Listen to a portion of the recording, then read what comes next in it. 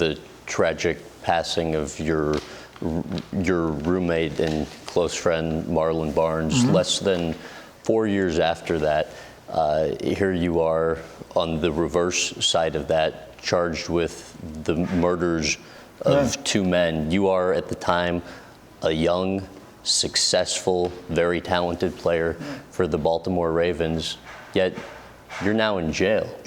During that time behind bars, what are you thinking about? If there's something in your life if there's something in your life that you know need changing, make sure you change it before God changes it. Because if he changes, you might not like it. So I had a lot of time to myself while I was incarcerated. You know? Then I found out sometimes you may find yourself in the wrong place simply at the wrong time. And you got a better chance of getting yourself in trouble if you find yourself around the wrong crowd and in the wrong place at the wrong time. So maybe what I went through actually saved my life. How so? Because of how comfortable I was with just thinking I was just a normal Joe. And the harsh reality is I'm not. You know, because of the media outlets and all these different things that exposes us in a whole nother light. You can't do the normal things that you want to do, even if you thought you can get away with it. Do you question yourself? Absolutely. But when you find time about yourself, I spent 15 days in jail, God said, can you hear me now? So when you go through things like that, you have to be very careful. And my only cry or plea is, the saddest thing in the world,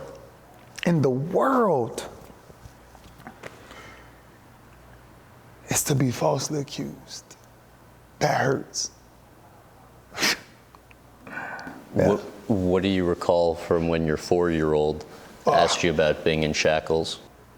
To have to explain to him what a lie is. To have to explain to him that I wish Daddy could explain it to you, but I can't. Because I don't even know what I'm going through right now. I'm a country boy trying to make it. Bottom line, trying to feed his family and his kids, who found himself at the wrong place at the wrong time, son.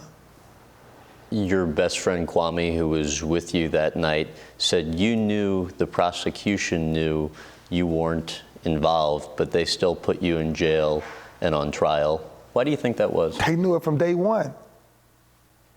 It had nothing to do with it. Nothing. When I sat there and looked at a man in the eyes and said, you will sit here and tell me you don't care about the truth? Tell the world that.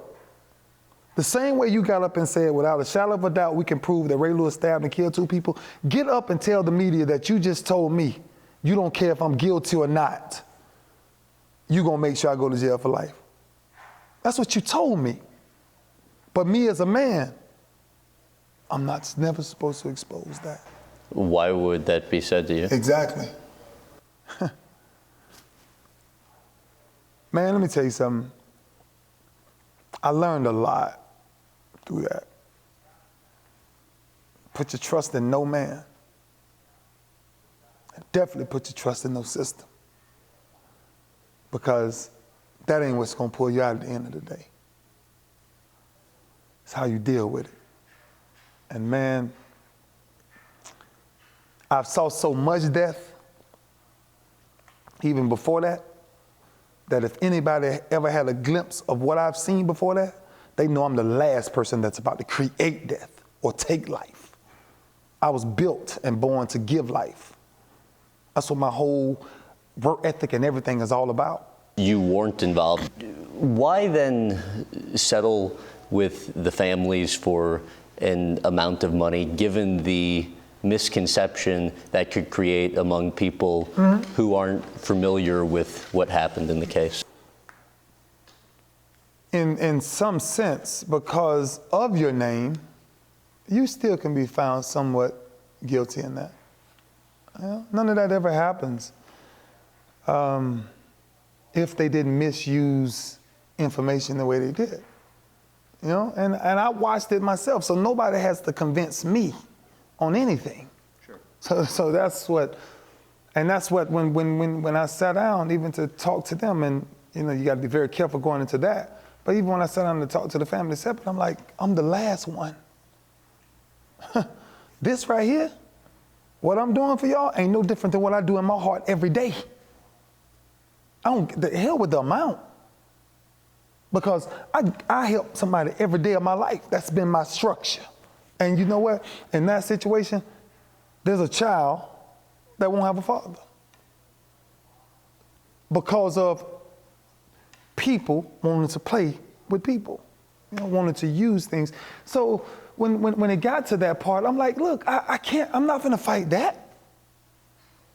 2 men gone, they gone. Do y'all, have anybody slowed down to say, stop playing and figure out what that is really going on?